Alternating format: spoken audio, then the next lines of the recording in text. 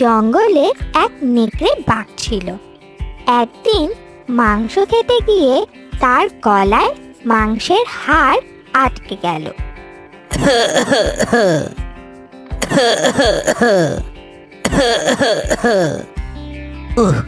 গলায় হাড্ডি ফেসে গেল রে, এখন কি করি?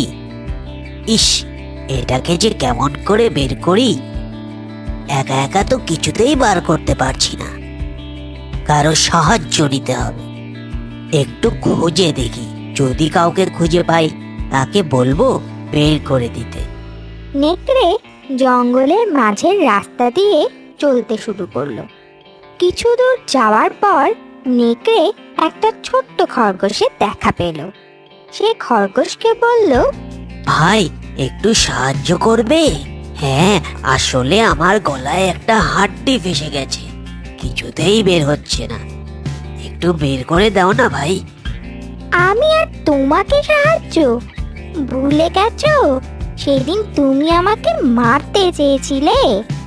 তোমাকে কোনো বিশ্বাস নেই, এটাও তোমার কোনো বাহানা হবে। না বাবা না, আমি তোমাকে কোনো সাহায্য করব না।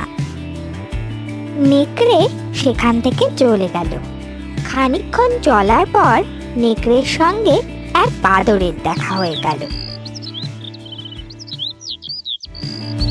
ও বাদর ভাই, তোমার একটু সাহায্য প্রয়োজন। তুমি তো আমার পুরনো বন্ধু। বন্ধু, আমার গলায় একটা হাড্ডি ফেসে গেছে, ভীষণ ব্যথা করছে। তোমার তো লম্বা হাত, একটু বের করে দাও না ভাই। খাওয়ার সময় যত ঝামেলা, দেখতে পাচ্ছ না কলা খাচ্ছি? এখন আর বিরক্ত করো না, যাও তো বাপু এখান থেকে। নেকড়ে মনের দুঃখে আবার হাঁটা শুরু করলো আর মনে মনে ভাবলো, এইবার যারই দেখা পাবো, যেভাবেই হোক তাকে রাজি করিয়েই ছাড়বো। হাঁটতে হাঁটতে নেকড়ে নদীর তীরে এসে পৌঁছলো।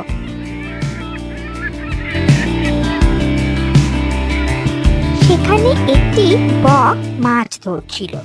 তার লম্বা ঠোঁট দেখে নেকড়ে ভীষণ খুশি হয়ে গেল।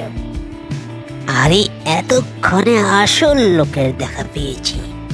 বকের তো বিশাল লম্বা ঠোঁট, এ খুব সহজেই আমার গলা থেকে হাড্ডি বের করে দেবে। একে যেভাবেই হোক রাজি করাতেই হবে। এই ভেবে নেকড়ে বকের কাছে গিয়ে বলল, কি সুন্দর দিন না আজকে। জানো ভাই, এই নদীতে না অনেক মাছ আছে।